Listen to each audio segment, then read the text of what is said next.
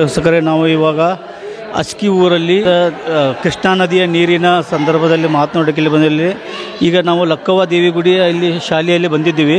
ಇಲ್ಲಿ ಎಲ್ಲ ಅಧಿಕಾರಿಗಳು ಸೇವಕರು ಇಲ್ಲೇ ನಿಂತಿದ್ದಾರೆ. ಇಲ್ಲಿ ಅಡುಗೆ ಕೂಡ ಮಾಡ್ತಾ ಇದ್ದಾರೆ. ಅಲ್ಲಿ ನೋಡಿ, ಎಲ್ಲರಿಗೂ ಊರೂರು ಮನೆ ಕರೆಯೋದು ಊಟಕ್ಕೆ ಬನ್ನಿ ಅಂತ ಎಲ್ಲ ಮನೆಯವರಿಗೆ ಕರೆದುಕೊಂಡು ಊಟ ಮಾಡಿಸಿ ಅನ್ನ ಬೇಳೆಯನ್ನು ಸಾರನ್ನು ಮಾಡಿದ್ದಾರೆ. ಎಲ್ಲ ಕೂತಿದ್ದಾರೆ ನೋಡಿ. ಇಲ್ಲಿ ಕೂಡ ನೋಡ್ಬೋದು ನೀವು. ಆಗ ಎಲ್ಲ ಅಧಿಕಾರಿಗಳು ದನಗಳಿಗೆ ಮೇವಿನ ವ್ಯವಸ್ಥೆ ಕೂಡ ಇದೆ.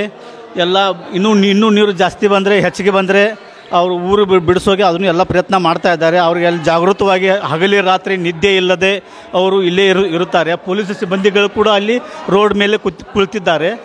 ಈಗ ಬನ್ನಿ ನಾವು ಇಲ್ಲಿ ಸಿಬ್ಬಂದಿಗಳಿಗೆ, ಇಲ್ಲಿ ನಮ್ಮ ಅಧಿಕಾರಿಗಳಿಗೆ ಕೇಳೋಣ ಏನೇನು ವ್ಯವಸ್ಥೆ ಮಾಡಿದ್ದಾರೆ ಅಂತ. ನಮಸ್ಕಾರ ಸರ್, ಏನೇನು ವ್ಯವಸ್ಥೆ ಮಾಡಿದ್ರೆ ನೀವು ಜನಗಳಿಗೋಸ್ಕರ ಸರ್? ಈಗ ನಾವು ಮುಂಚೆ 4 ದಿನದಿಂದ ನೀರು ಜಾಸ್ತಿ ಆಗ್ತಾ ಇದೆ ಕೃಷ್ಣಾ ನದಿಯಲ್ಲಿ. ಆವಾಗಿಂದನೂ ನಾವು ಜನರಿಗೆಲ್ಲ ತಿಳುವಳಿಕೆ ಹೇಳ್ತಾ ಕಾಳಜಿ ಕೇಂದ್ರಕ್ಕೆ ಶಿಫ್ಟ್ ಆಗುತ್ತೆ ಎಲ್ಲ ಇದನ್ನು ಕೊಡ್ತಾಯಿದ್ದೀವಿ ಮಾಹಿತಿ. ಆಮೇಲೆ ನೀರಿನ ಒಳಹರಿವು ಜಾಸ್ತಿ ಆಗೋದನ್ನು ಜನರಿಗೆ ಆಗಾಗ ನಾವು ದೂರ ಇದನ್ನು ಅನೌನ್ಸ್ ಮಾಡೋದ್ರ ಮುಖಾಂತರ ಗ್ರಾಮ ಪಂಚಾಯತಿ ವತಿಯಿಂದ ಎಲ್ಲ ಸೌಕರ್ಯಗಳನ್ನ ಉಪಯೋಗಿಸ್ಕೊಂಡು ಎಲ್ಲ ತಿಳುವಳಿಕೆಯನ್ನು ಹೇಳ್ತಾಯಿದ್ದೀವಿ ಜನರಿಗೆ. ಜಾನುವಾರುಗಳು ಯಾವುದೂ ಹಾನಿಯಾಗದಂತೆ ಎಚ್ಚರಿಕೆ ವಹಿಸಿ ನಮ್ಮೆಲ್ಲ ಸಿಬ್ಬಂದಿಗಳು ನಾವೆಲ್ಲ ಒಗ್ಗಟ್ಟಾಗಿ ಕೆಲಸ ಮಾಡ್ತಾಯಿದ್ದೀವಿ.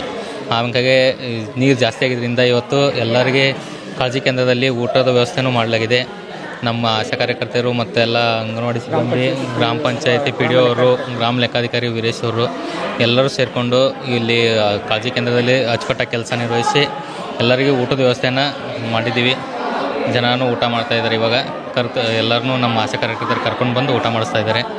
ಹಾಗೆ ಯಾವುದೇ ಥರದ ಹಾನಿ ಆಗದಂತೆ ನೋಡ್ಕೊಳ್ತಾ ಇದ್ದೀವಿ.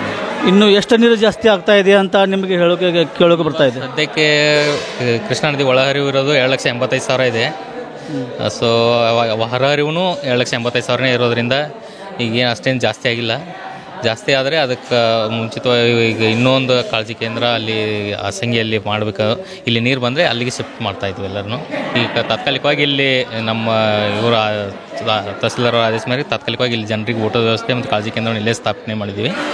ಸೊ ಇನ್ನೂ ಜಾಸ್ತಿ ನೀರು ಬಂದರೆ ಎಲ್ಲರನ್ನೂ ಶಿಫ್ಟ್ ಮಾಡಿಕೊಂಡು ನಾವು ಆಸಂಗಿ ಸರ್ಕಾರಿ ಶಾಲೆಗೆ, ಪ್ರೌಢಶಾಲೆಗೆ ಶಿಫ್ಟ್ ಆಗ್ತೀವಿ. ಇನ್ನು ದನಗಳ ಕರುಗಳಿಗೆ ನೀವು ಏನಾದರೂ ವ್ಯವಸ್ಥೆ ಮಾಡಿದ್ದೀರಾ? ಈಗ ಮೇವಿನ ವ್ಯವಸ್ಥೆ ಎಲ್ಲ ಮಾಡಿದ್ದೀವಿ ದನಕರುಗಳಿಗೆ. ಸೊ ಅದನ್ನು ಎಲ್ಲ ವಿತರಿಸ್ತೀವಿ. ಈಗ ಯಾವುದೇ ಥರದ ತೊಂದರೆ ಇಲ್ಲ. ನೀರು ಜಾಸ್ತಿ ಆದರೆ ಅದಕ್ಕೂ ತಕ್ಕಂಗೆ ಎಲ್ಲ ವ್ಯವಸ್ಥೆಯನ್ನು ಮಾಡ್ಕೋತಾ ಇದ್ವಿ. ಏನು ನಮ್ಮ ಹೆಸರು SV ಮಠದ್ ಅಂತೇಳಿ, ನಾನು ಗ್ರಾಮ ಪಂಚಾಯತಿ PDO. ಈಗಾಗಲೇ ಏನು ಪ್ರವಾಹ, ಅಸ್ಕಿ ಗ್ರಾಮದಲ್ಲಿ ಪ್ರವಾಹ ಏನು ನೀರು ಅಂತರ್ಮಟ್ಟ ಹೆಚ್ಚಾಗಿದೆ 2 ದಿನಗಳಿಂದ. ಈಗಾಗಲೇ ನಮ್ಮ ನೋಡಲ್ ಅಧಿಕಾರಿಗಳು ಹೇಳಿದಂತೆ ಹಾಗೂ ಜನರ ಬೇಡಿಕೆಯಂತೆ ನಾವು ಸರ್ಕಾರಿ ಕನ್ನಡ ಗಂಡು ಮಕ್ಕಳ ಶಾಲೆ ಅಸ್ಕಿಯಲ್ಲಿ ಕಾಳಜಿ ಕೇಂದ್ರವನ್ನು ತೆಗೆಯಲಾಗಿದ್ದು, ಈ ಕಾಳಜಿ ಕೇಂದ್ರ ಇವತ್ತು ಪ್ರಾರಂಭ ಮಾಡಲಾಗಿದ್ದು, ಮತ್ತು ಇದು ಇನ್ನೂ ನೀರು ಹೆಚ್ಚಿಗೆ ಬಂದರೆ, ಇನ್ನು 2 ದಿನಗಳಲ್ಲಿ ಹೆಚ್ಚಿಗೆ ಬಂದರೆ ಮೊದಲಿನಿಂದ 2019ರ ಒಂದು ಏನು ಪ್ರವಾಹ ಬಂದಿತ್ತು, ಆ ಪ್ರಕಾರ ಪ್ರವಾಹ ಬಂದರೆ ನಾವು ಆಸಂಗಿ ಗ್ರಾಮದ ಸರ್ಕಾರಿ ಪ್ರೌಢಶಾಲೆಯಲ್ಲಿ ಕಾಳಜಿ ಕೇಂದ್ರವನ್ನು ಸಹ ಅಲ್ಲಿ ತೆಗೆಯಲು ಸಹ ವ್ಯವಸ್ಥೆ ಮಾಡಲಾಗಿದೆ.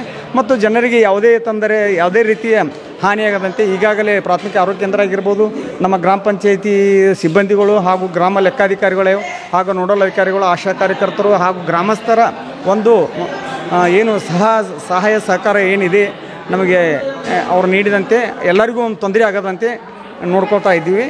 ಮತ್ತು ಅವರಿಗೆ ಯಾವುದೇ ರೀತಿಯ ಡೆಂಗು ಆಗಲಿ, ಕಾಲರಾ ಆಗಲಿ ಮತ್ತು ಮಲೇರಿಯಾ ಯಾವುದೇ ತೊಂದರೆ ಆಗದಂತೆ ಆರೋಗ್ಯ ಇಲಾಖೆಯವರು ಮನೆ ಅವರು ವಿಸಿಟ್ ಮಾಡ್ತಾ ಇದ್ದಾರೆ. ಮತ್ತು ಅದರಂತೆ ಶುದ್ಧ ಕುಡಿಯುವ ನೀರಿನ ಸಹ ವ್ಯವಸ್ಥೆಯನ್ನು ಮಾಡಲಾಗಿದೆ. ಯಾವುದೇ ರೀತಿಯ ಅವರಿಗೆ ಸಮಸ್ಯೆ ಆಗದಂತೆ ಅವರಿಗೆ ಹೆಗಲು ಕೊಟ್ಟು ನಾವು ಸಹ ಅಧಿಕಾರಿಗಳು ಅವರಿಗೆ ಬೆಂಬಲವಾಗಿ ನಿಂತು ತೊಂದರೆ ಆಗದಂತೆ ನೋಡ್ಕೊಳ್ತಾ ಇದ್ದೀವಿ. ಇನ್ನು ನಿಮ್ಮ ಕಡೆಯಿಂದ ಜನರಿಗೆ ಏನಾದರೂ ಹೇಳೋಕೆ ಸಂದೇಹ ಪಡ್ತಾರೆ? ಸಂದೇಹ ಇನ್ನೇನೂ ಇಲ್ಲ. ಅವರು ಆದರೂ ಸಹ ನೀರು ಏನು ಬರ್ತಿರ್ತದೆ, ಅವರು ಸ್ವಲ್ಪ ಜಾಗ್ರತೆಯಾಗಿ ಇರಬೇಕು ಅಂತೇಳಿ ಅವರೆಲ್ಲ ನಾವು ನಮ್ಮ ಗ್ರಾಮ ಪಂಚಾಯಿತಿಯ ಸ್ವಚ್ಛತಾ ವಾಹನ ಏನಿದೆ ಅದರ ಮುಖಾಂತರ ನಾವು ಪ್ರಸಿದ್ಧಿ ಪಡಿಸ್ತಾ ಇದ್ದೀವಿ, ಡಂಗರು ಹಾಕಿಸ್ತಾ ಇದ್ದೀವಿ. ಮತ್ತು ನಮ್ಮ ವಾಹನಗಳನ್ನು ಇಲ್ಲೇ ಅವರಿಗೆ ಬೇರೆ ಕಡೆ ಸ್ಥಳಾಂತರ ಮಾಡೋದಾಗಲಿ ಯಾವುದೇ ಆಗಲಿ ವಾಹನಗಳು ಸಹಿತ ನಾವು ಇಲ್ಲಿ ಸೌಲಭ್ಯ ಒದಗಿಸಿಕೊಟ್ಟಿವಿ. ಈ ನದಿ ಪಕ್ಕದಲ್ಲಿ ಎಷ್ಟು ಊರುಗಳಿದ್ದಾವೆ? ಎಲ್ಲರಿಗೂ ಮಾಡ್ತಾ ಇದ್ದಾರೆ ಅಥವಾ ಇಲ್ಲಿ ಒಂದೇ ಊರಲ್ಲಿ ಮಾಡ್ತಾ ಇದ್ದಾರೆ? ಈಗ ನಮ್ಮ ರಬಕವಿ ಬನಟ್ಟಿ ತಾಲೂಕಿಗೆ ಏನು ಅಸ್ಕಿ ಗ್ರಾಮನ ಅಸಂಗಿ ಗ್ರಾಮ ಪಂಚಾಯತ್ಗೆ ಒಳಪಡ್ತೈತಿ. ಇದು ಅಸ್ಕಿ ಗ್ರಾಮಕ್ಕೆ ಮಾತ್ರ ನಮ್ಮ ಸೀಮಿತ ಆಗಿರ್ತು. ಇನ್ನೊಂದು ಮೊದಲಮಟ್ಟಿ ಅಂತಿದೆ, ಅಲ್ಲಿ ನೀರು ಎಷ್ಟೇನು ಇಫೆಕ್ಟ್ ಆಗ್ತಾ ಇಲ್ಲ ರೀ, ಏನು ತೊಂದರೆ ಆಗಿಲ್ಲ. ಇನ್ನೂ ನೀರು ಸ್ವಲ್ಪ ಇವತ್ತಿನ 1 ಫೂಟ್ ಅಂತರ್ಮಟ್ಟ ಹೆಚ್ಚಾಗಿದೆ ಅಂತ ಅಂದಿದ್ದಾರೆ. ಆ ಪ್ರಕಾರ ಈಗ ಇಲ್ಲಿ ನಾವು ಮುಂಜಾಗ್ರತೆ ವಹಿಸ್ತಾ ಇದ್ದೀವಿ ಎಲ್ಲ ಸಿಬ್ಬಂದಿ ಸಹಯೋಗದೊಂದಿಗೆ. ಇಲ್ಲಿ ಅಸ್ಕಿ ಗ್ರಾಮದ ಆಗಿರ್ಬೋದು, ಆಸಂಗಿ ಆಗಿರ್ಬೋದು. ಆಸಂಗಿ ಪೂರ್ತಿ ಇನ್ನು ನಮಗೆ ಅಲ್ಲಿ ಮುಳುಗಡೆ ಆಗೋಲ್ಲ. ಒಂದು 4 ಬಸ್ತಿಗಳೇನದಾವ, 4-5 ಬಸ್ತಿ ಇದಾವೆ, ಅವ್ರಿಗೆ ಅಷ್ಟೇ ನೀರು ಬಂದು ಇನ್ನೂ 2 ದಿನ ಬಂದ್ರೆ ಮಾತ್ರ ಅವ್ರಿಗೆ ನೀರು ಹತ್ತತಿ. ಅವ್ರಿಗೂ ಮುಂಜಾಗ್ರತೆ ವಹಿಸ್ಲಾಕ ಅವ್ರಿಗೂ ಕ್ರಮ ವಹಿಸಿದ್ದೀವಿ. ಮೊದಲಮಟ್ಟಿ ಗ್ರಾಮದಲ್ಲಿ ಸಹಿತ ಈಗಾಗಲೇ ನಾವು ಅಲ್ಲಿ ನೋಡಲ್ ಅಧಿಕಾರಿಗಳಾಗಿರ್ಬೋದು, ಗ್ರಾಮ ಲೆಕ್ಕಾಧಿಕಾರಿ ಆಗಿರ್ಬೋದು, ಆರೋಗ್ಯ ಇಲಾಖೆಯವರು, ಅಂಗನವಾಡಿಯವರು, ಆಶಾ ಕಾರ್ಯಕರ್ತರು, ಗ್ರಾಮಸ್ಥರು ಎಲ್ಲರೂ ಕೂಡಿ ಅಲ್ಲಿ ಈ ಅಲ್ಲೂ ಒಂದು 8 ವಸ್ತಿಗಳೇನಿದ್ದಲ್ಲ ಅವರಿಗೆಲ್ಲ ಮುನ್ನೆಚ್ಚರಿಕೆ ವಹಿಸಿಕೊಟ್ಟು ಬಂದೀವಿ. ಮತ್ತು ಗ್ರಾಮದಲ್ಲಿ ಏನೈತಿ ಈಗಾಗಲೇ ನಾವು ಆರೋಗ್ಯ ದೃಷ್ಟಿಯಿಂದ ಪಾಗಿಂಗ್ ಮಾಡಲಾಗಿದೆ, ಹಾಗೂ ಮೆಲಾತಿನ ಪೌಡ್ರ್ಗಳನ್ನು ಸಹ ನಾವು ಇಲ್ಲಿ ಸಿಂಪಡಿಸಣೆ ಮಾಡಲಾಗಿದೆ. ಮತ್ತು ಎಲ್ಲ ಮಕ್ಕಳಿಗಾಗಲಿ ದೊಡ್ಡವರಾಗಲಿ ಎಲ್ಲರ ಕಾಶಿ ಹಾಯಿಸಿ ನೀರು ಕುಡ್ಲಿಕ್ಕೂ ಸಹಿತ ನಾವು ಜಾಗೃತ ಅವ್ರಿಗೆ ಅಭಿಯಾನ ವ್ಯವಸ್ಥೆಯನ್ನು ಮಾಡಿ. ಬನ್ನಿ, ಇಲ್ಲಿ ಆಶಾ ಕಾರ್ಯಕರ್ತರಿಗೆ ಮತ್ತು ನಮ್ಮ ಆರೋಗ್ಯದ ಎಲ್ಲ ವ್ಯವಸ್ಥೆ ಮಾಡೋಗಳಿಗೂ ಹಗಲಿ ರಾತ್ರಿಗೂ ಇಲ್ಲೇ ನಿಂತುಕೊಂಡು ಅವರು ವ್ಯವಸ್ಥೆ ಮಾಡ್ತಾ ಇದ್ದಾರೆ. ಬನ್ನಿ ಅವರಿಗೆ ಕೇಳೋಣ.